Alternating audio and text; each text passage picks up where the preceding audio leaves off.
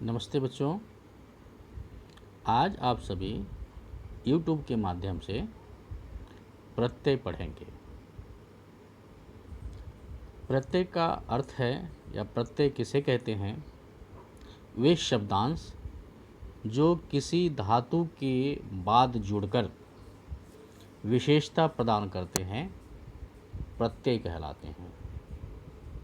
प्रत्यय किसी भी धातु के साथ जुड़कर उसके अर्थ को बदल देता है। सामान्य अर्थ से उसका विशेष अर्थ हो जाता है, यह प्रत्यय है। तो आज आप सब कत्वा प्रत्यय पढ़ेंगे। त्वा प्रत्यय हिंदी में क्रिया के साथ यदि कर लगा हो तब कत्वा प्रत्यय का प्रयोग होता है। जैसे पढ़ना, लिखना, खेलना, घूमना, यह क्रिया है। इसके साथ हिंदी में जैसे पढ़कर, खेलकर, खाकर, लिखकर, ये जहाँ लगा हुआ हो उस स्थान पर, उस जगह पर कत्वा प्रत्यय का प्रयोग होता है। तो कत्वा प्रत्यय से जुड़े कुछ नियम हैं, उन नियमों को पहले आप सब जानिए। पहला नियम है, कत्वा प्रत्यय का प्रयोग करते समय कत्वा का त्वा शेष रह जाता है। इसमें जो क है प्रथम, वह लोप हो जाता है और केवल त्वा बच जाता है। दूसरा है, प्रत्यय का प्रयोग करते समय धातु के अंतिम वर्ण में ई का प्रयोग होता है, ह्रस्व ई का प्रयोग होता है। यदि अंतिम वर्ण में कोई स्वर की मात्रा न हो तो। नियम तीसरा है, यदि धातु का अंतिम वर्ण म अथवा न हो तो इसका लोप हो जाता है। म का और न का लोप हो जाता है और शेष वर्ण में ई का प्रयोग नहीं होता है, वहाँ पर ई का प्रयोग नहीं होगा। यह धातु सेट धातु होती है। सेट धातु का मतलब है जिसका रूप परिवर्तित नहीं होता। धातु वर्तमान काल में और भविष्यत काल में वो धातु के रूप के आधार पर ही चलता है। जैसे पठ धातु है तो पठति, पठता, पठन्ति, पठिष्यति, पठिष्यत, पठिष्यन्ति, यह सेट धातु है। चौथा नियम है, यदि धातु का अंतिम वर्ण म अथवा न समान वर्ग से हो तो म अथवा न का लोप नहीं होता है, समान वर्ण से हो तो। और प्रत्यय प्रयोग के समय ई का प्रयोग करना होता है। तो ये 4 नियम थे। अब धातु और प्रत्यय के साथ जोड़कर बनने वाले शब्द और उसका अर्थ देखते हैं बच्चों। पहला है पठ, धातु के साथ कत्वा प्रत्यय लगाया तो इसका रूप बना पठित्वा। अब यहाँ देखिए, पठ जो धातु है इसका अंतिम वर्ण ठ है और अंतिम वर्ण में ई का प्रयोग हुआ है और कत्वा प्रत्यय में जो कत्वा का क है वह वहाँ से लोप हो गया है, हट गया है और त्वा बच गया है। अब इसको मिला दिया तो पठित्वा बना। इसका अर्थ है पढ़कर। आगे चल प्लस कत्वा, अर्थ बना चलित्वा। यहाँ भी चल धातु के अंतिम वर्ण ल में ह्रस्व ई का प्रयोग हुआ है तो शब्द बना चलित्वा, अर्थ है चलकर। इसी तरह से हस धातु, हस प्लस त्वा तो बना हसित्वा, अर्थ है हंसकर। खाद प्लस त्वा, तो यहाँ भी खाद के 2 अंतिम वर्ण में ई का प्रयोग हुआ है तो यह रूप बना खादित्वा, अर्थ है इसका खाकर। आगे की धातु है नम धातु प्लस कत्वा, इसका रूप बना है नत्वा। देखिए बच्चों, पहले कहा गया था नियम में कि जहाँ म हो उस वर्ण के म का लोप हो जाता है।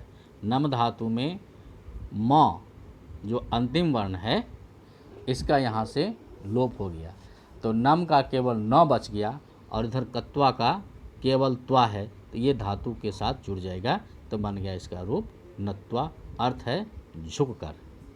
इस तरह से आगे है गम प्लस त्वा, तो यहाँ भी गम धातु में जो म है इस म का यहाँ से लोप हो जाता है और ग और आगे कत्वा का त्वा मिल करके बन जाता है गत्वा, तो अर्थ बना इसका जाकर। भ्रम प्लस कत्वा रूप बना है भ्रमित्वा। अब यहाँ देखिए भ्रम में म का लोप नहीं हुआ है। क्यों नहीं हुआ? क्योंकि भ्रम जो है सेट धातु है और भ्रम का लट लकार में रूप बनता है भ्रमति, इसलिए यहाँ म में अंतिम वर्ण में ई का प्रयोग हुआ है। और गम जो है सेट धातु नहीं है, अनिट धातु है, यहाँ पर गम धातु का रूप लट लकार में बदल जाता है। गम का रूप बनता है गच्छति, गच्छतः गच्छन्ति, तो इसलिए इसमें ई का प्रयोग नहीं हुआ है। और भ्रम धातु सेट धातु है, इसलिए यहाँ पर इसका अंतिम वर्ण में ह्रस्व ई का प्रयोग हुआ है, तो बना रूप भ्रमित्वा, अर्थ है घूमकर। ची धातु है ची प्लस त्वा। अब देखिए ची में ह्रस्व ई की मात्रा है, अब इसमें दोबारा और ह्रस्व वर्ण नहीं जुड़ सकता। जब एक ह्रस्व वर्ण लगा हुआ है च में, ह्रस्व ई की मात्रा लगी हुई है, तो इसमें दूसरा नहीं आ सकता, तो ये सीधा का सीधा तत्वा धातु का जो त्वा है वह इसके साथ जुड़ जाएगा, तो बन गया शब्द चित्वा, अर्थ हुआ चुनकर।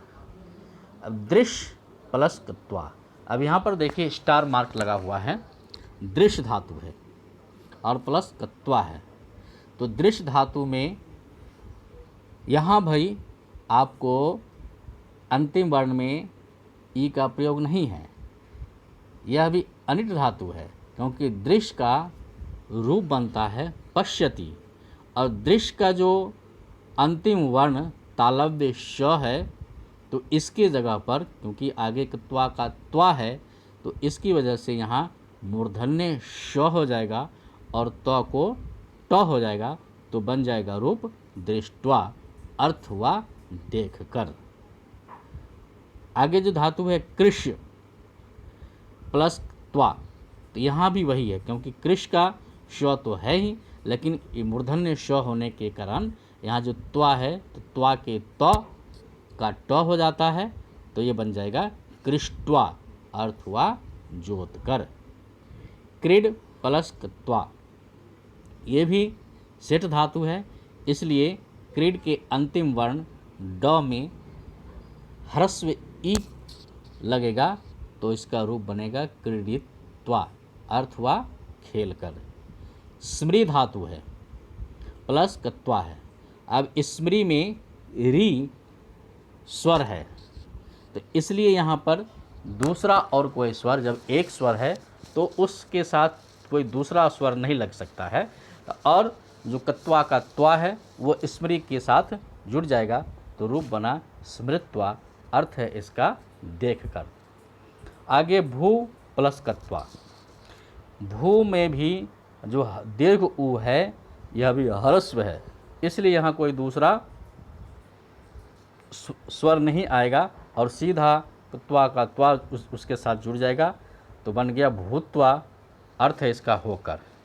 प्रच्छ प्लस कत्वा, अब देखिए बच्चों प्रच्छ, इसमें दो वर्ण हैं च और छ, एक ही वर्ग का दो वर्ण है, च वर्ग में च छ है, तो जो छ अंतिम वर्ण है वो वहाँ से हट जाएगा, अर्थात लोप हो जाएगा, और च के स्थान पर मूर्धन्य श हो जाएगा, और त्वा का जो त है वो वहाँ पर ट हो जाएगा, तो रूप इसका बन जाएगा पृष्ठवा, तो अर्थ इसका है पूछकर। इस तरह से आगे श्रु प्लस कत्वा, सीधा इसके साथ त्वा जुड़ जाएगा, श्रुत्वा रूप बना, अर्थ है सुनकर। दा प्लस कत्वा, तो सीधा सीधा इसके साथ दा के साथ त्वा जुड़ जाएगा और दत्वा रूप हुआ और इसका अर्थ हुआ देकर। तो बच्चों, आज आप सब ने कत्वा प्रत्यय का प्रयोग सीखा है। मुझे आशा है कि आप इसे अच्छी तरह से समझेंगे और लाभ उठाएंगे। अगली वीडियो में आपको कत्वा प्रत्यय के बाद जो लेप प्रत्यय है उसके बारे में जानकारी देंगे। धन्यवाद बच्चों।